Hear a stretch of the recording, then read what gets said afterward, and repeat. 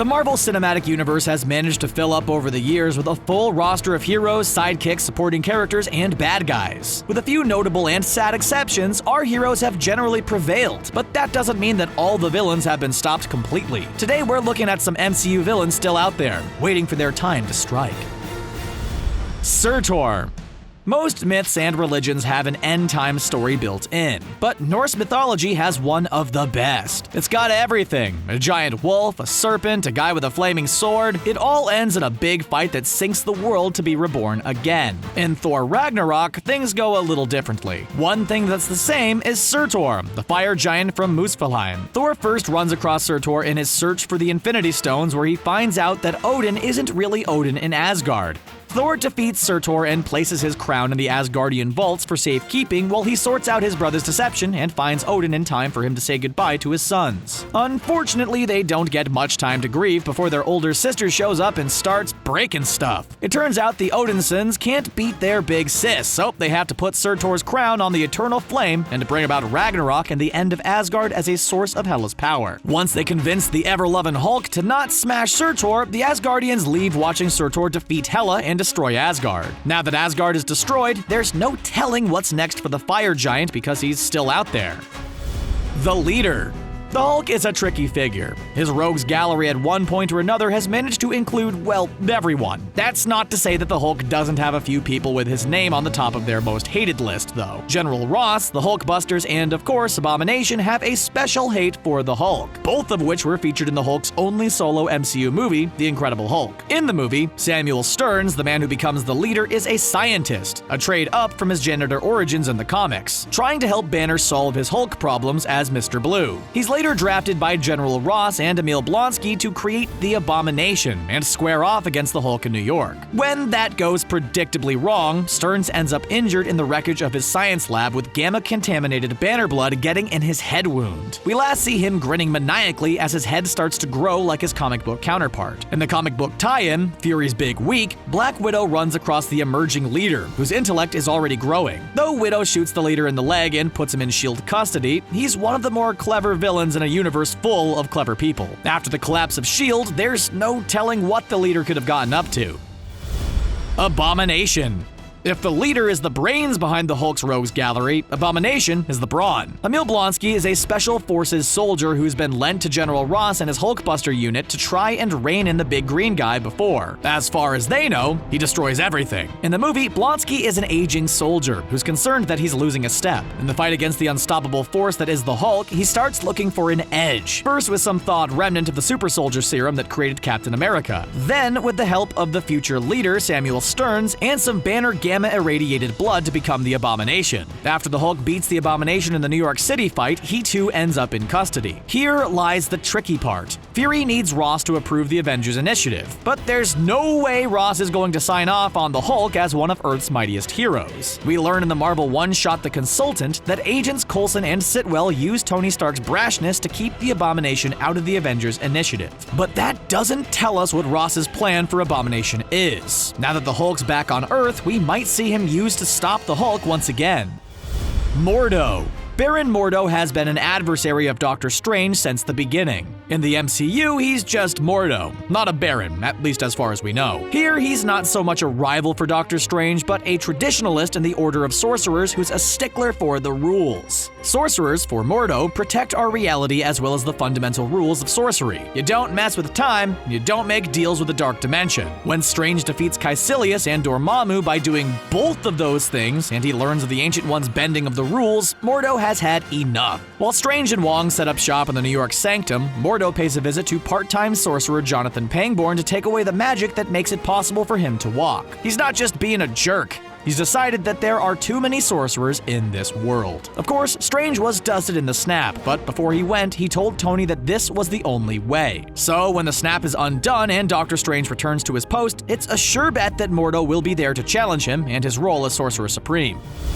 The Tinkerer. For fans of comic book movies, nothing makes them more nervous than seeing a growing list of villains. It seems like the more a franchise goes on, the more villains are jammed in a movie, and before you know it, you have Batman and Robin, and nobody wants that. Spider-Man Homecoming was the third iteration of Spider-Man in the movies, but the first one to take place in the Marvel Cinematic Universe. While it contained several members of Spider-Man's rogues gallery, including two different Shockers, the Prowler, who we also known as Miles Morales' uncle, the Vulture, and the Tinkerer. Where Homecoming succeeded was in using minor Spider-Man villains in support of the main one to fill the Spider world, instead of just compiling the threats against the titular hero. In his role as supporter, the Tinkerer is the tech mastermind behind Adrian Toomes, aka the Vulture's schemes. He reverse engineers the alien tech and designs the weapons that they sell. He's the one who talks Toomes into the attempt on Moving Day, but he's just the tech support. When that goes wrong, he's nowhere to be found. While the Tinkerer doesn't generally pose a direct threat to Spider-Man, he has been known to, well, tinker, and the MCU has no shortage of people who want something special to do. Mandarin.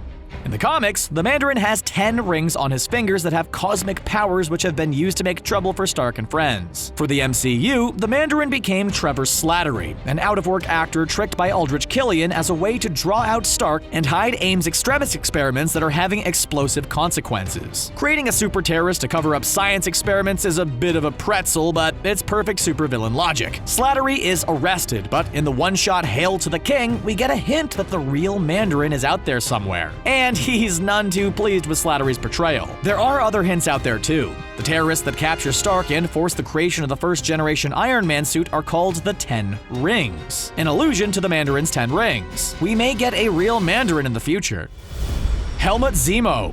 Baron Zemo comes from a long line of Zemos all bent on power. While the previous Zemos have failed for various reasons, the good Baron tends to fail because Captain America is there to stop him. In the MCU, Baron Zemo loses his fancy crown, sword, and his Baron title. The MCU doesn't like Barons, and becomes a Sokovian EKO Scorpion Special Forces officer who loses his family when Ultron tries to use a city in Sokovia as a pog to destroy the world. This sets off an intricate conspiracy of revenge that includes tearing apart the Avengers from the inside, using Captain America's loyalty to his friend and brainwashed assassin Bucky Barnes and Barnes' unfortunate connection to Stark to break the bonds that tie the Avengers together. Once he's done his work and Captain America and Tony Stark go their separate ways, Zemo plans to end himself, only to be stopped by T'Challa, the Black Panther, who's fostering a new understanding of the destructive power of vengeance. He ends up in maximum security with Everett Ross, mistakenly assuming that Zemo has been beaten. As clever as Zemo was in Civil War, it's entirely likely that prison isn't going to be enough to contain him, and he could cause trouble for Earth's mightiest heroes in the future. He probably still won't wear that purple sock mask, though.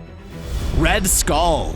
Superman has Lex Luthor, Batman the Joker, Spider-Man has Green Goblin. For Captain America, his signature villain is the notorious Red Skull. The Red Skull even managed to span time so that he could menace Captain America in World War II and after his unfreezing. A super soldier in his own right and former leader of Hydra, Red Skull is the antithesis of the all-American Steve Rogers. In the MCU, Red Skull was an earlier attempt at the super soldier serum, who has plans for Hydra beyond the Nazis' goals. When he takes Arnim Zola's Tesseract-powered weapons to attack the United States, it's up to Captain America to stop him. It's Red Skull's attempt to handle the powerful Space Stone in its Tesseract housing that causes him to be shoved through a portal in time and space. It wasn't until that shocking reveal in Infinity War did we find out that he was fated to look after the Soul Stone. It was his grim duty to inform anyone who wants the power of the Soul Stone that it comes with a grave cost, one Thanos was willing to pay. Now that Thanos has the Soul Stone, Red Skull is free again, though lacking his super soldier body. What happens next is anyone's guess.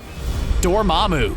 In the world of the MCU, we learn that the Avengers protect the world from external threats like the Chitauri, while Doctor Strange and the Sanctums protect the Earth from threats coming from other dimensions. And its ruler is the striped figure, Dormammu. Dormammu has been a Doctor Strange villain in the comics for a long time, often plotting and scheming to have his dominion over the Dark Dimension extend to ours, usually through manipulating agents here in our dimension. The MCU isn't that different, with Dormammu manipulating Caecilius to open our dimension to the Dark Dimension by promising him the eternal life. life. Even the Ancient One has been leaking power from the Dark Dimension to extend her life. In perhaps one of the best moments in the MCU, Doctor Strange outsmarts the more powerful Dormammu and gets him to agree to leave our dimension alone. In the comics, this is a bargain that Dormammu has made on more than one occasion, and has found various ways and loopholes to get out of his promise and menace Doctor Strange and our dimension again and again. It stands to reason that the MCU Dormammu is scheming a way out of his promise too.